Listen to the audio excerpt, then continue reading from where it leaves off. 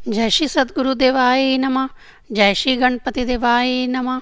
ओम सर्वमंगल मांगल्ये शिवे सर्वार्थ साधिके शरण्ये त्र्यंबके गौरी नारायणी नमस्तुते। श्रीमद् देवी भागवत महापुराण दूसरा खंड 9वां स्कंद 36वां अध्याय। धर्मराज द्वारा सावित्री से देव उपासना से प्राप्त होने वाले पुण्य फलों को कहना। सावित्री बोली, हे वेद वेदांग में परांगत महाभाग धर्मराज, नानाविध पुराणों तथा इतिहासों में जो सार स्वरूप है उसे प्रदर्शित कीजिए। अब आप मुझसे उस कर्म का वर्णन कीजिए जो सबका सारभूत, सबका अभीष्ट, सर्वसम्मत कर्मों का उच्छेद करने के लिए बीज रूप, परम श्रेष्ठ, मनुष्यों को सुख देने वाला, सब कुछ प्रदान करने वाला तथा सभी का सब प्रकार का कल्याण करने वाला है, और जिसके प्रभाव से सभी मनुष्य भय तथा दुख का अनुभव नहीं करते। नरक कुंडों को उन्हें देखना नहीं पड़ता, वे उनमें नहीं गिरते तथा जिससे उनका जन्म आदि नहीं होता। उन नरक कुंडों के आकार कैसे हैं और वे किस प्रकार बने हैं? कौन कौन पापी किस रूप से वहाँ निवास करते हैं? अपने देह के भस्मात हो जाने पर मनुष्य किस देह से परलोक में जाता है और अपने द्वारा किए गए शुभ अशुभ कर्मों के फल भोगता है? दीर्घ काल तक महान कलेश का भोग करने पर भी उस देह का नाश क्यों नहीं होता और वह देह किस प्रकार का होता है? हे ब्राह्मण, यह मुझे बताने की कृपा कीजिए।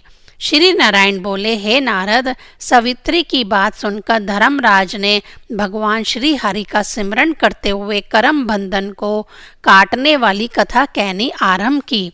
धर्मराज बोले, हे वत्स, हे सुव्रते, चारों वेदों, धर्मशास्त्रों, संहिताओं, पुराणों, इतिहासों, पंचरात्र आदि धर्म ग्रंथों तथा अन्य धर्मशास्त्रों और वेदांगों में 5 देवताओं की उपासना को सर्वश्रेष्ठ तथा सारभूत बताया गया है। यह देवों उपासना जन्म, मृत्यु, जरा, व्याधि, शोक तथा संताप का नाश करने वाली, सर्वमंगल रूप, परम आनंद का कारण, संपूर्ण सिद्धियों को प्रदान करने वाली, नरक रूपी समुंदर से उद्धार करने वाली, भक्ति रूपी वृक्ष को अंकुरित करने वाली, कर्म बंधन रूपी वृक्ष को काटने वाली, मोक्ष के लिए सोपान स्वरूप, शाश्वत पद स्वरूप, सलोके, सृष्टि स्वरूपे तथा समीपे आदि मुक्तियों को प्रदान करने वाली तथा मंगलकारी बताई गई है। हे शुभे, यमदूत इन नरकुंडों की सदा रखवाली किया करते हैं। पंचदेवों की आराधना करने वाले मनुष्यों को स्वप्न में भी इन कुंडों का दर्शन नहीं होता। जो भगवती की भक्ति से रहित हैं वह ही मेरी पुरी को देखते हैं। जो भगवान के तीर्थों में जाते हैं, एकादशी का व्रत करते हैं, भगवान श्री हरि को नित्य प्रणाम करते हैं और उनकी प्रतिमा की पूजा करते हैं, उन्हें भी मेरी भयंकर संयमनी पुरी में नहीं जाना पड़ता। त्रिकाल संध्या से पवित्र तथा विशुद्ध सदाचार से युक्त ब्राह्मण भी बिना भगवती की उपासना के मोक्ष नहीं प्राप्त कर सकते। अपने धार्मिक आचार विचार से संपन्न हो तथा अपने धर्म में संलग्न रहने वालों को मृत्यु लोक गए हुए मेरे दूत दिखाई नहीं पड़ते। मेरे दूत शिव के उपासकों से उसी तरह भयभीत होते हैं जैसे गरुड़ से सर्प हाथ में पाश लिए हुए अपने दूत को शिव उपासक की ओर जाते देखकर मैं उसे रोक देता हूँ। मेरे दूत भगवान श्री हरि के भक्तों के आश्रम को छोड़कर सभी जगह जा सकते हैं। श्री कृष्ण के मंत्रों की उपासना करने वालों से मेरे दूत गरुड़ से सर्प की भांति डरते हैं।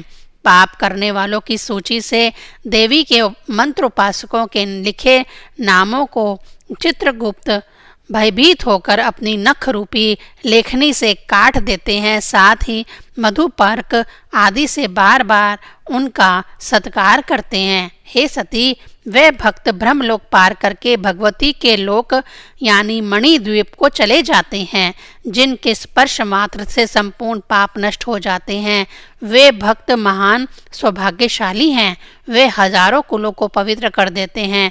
जलती हुई अग्नि में पड़े सूखे पत्तों की भांति उनके पाप जल जाते हैं। उन भक्तों को देखकर मोह भी भयभीत होकर मोहित हो जाता है। हे साध्वी, काम निर्मूल हो जाता है, लोभ तथा क्रोध नष्ट हो जाते हैं और मृत्यु विलीन हो जाती है। इसी प्रकार रोग, जरा, शोक, भय, काल, शुभ अशुभ कर्म, हर्ष तथा भोग, यह सब प्रभावहीन हो जाते हैं। हे साध्वी, जो लोग उस नारकीय पीड़ा को प्राप्त नहीं करते, उनके विषय में मैंने बता दिया। अब आगम शास्त्र के अनुसार देह का विवरण बताता हूँ, उसे सुनो। पृथ्वी, जल, तेज, वायु और आकाश, ये 5 तत्व स्पष्ट ही हैं। शिष्टा के सृष्टि विधान में प्राणियों के लिए एक देह बीज निर्मित होता है। पृथ्वी आदि 5 भूतों से जो देह निर्मित होता है वह कृत्रिम तथा नश्वर है और इस लोक में ही वह भस्मास्त हो जाता है।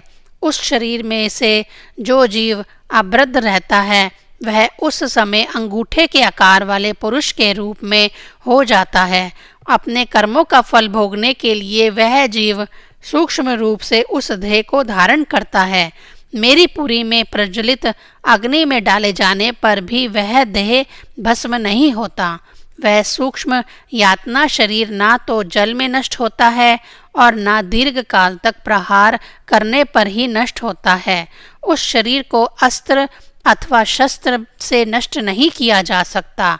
अत्यंत तीक्ष्ण धार वाले कांटे, तपते हुए तेल, तप्त लोहे और तप्त पाषाण पर पड़ने पर तथा अत्यंत तप्त प्रतिमा से सटाने पर और पूर्व कथित नरक कुंडों में गिराने पर भी वह यातना शरीर ना तो दग्ध होता है और न भग्न ही होता है, अपितु कष्ट ही भोगता रहता है।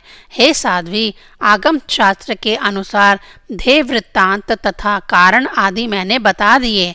अब तुम्हारी जानकारी के लिए नरक कुंडों का लक्षण बताता हूँ।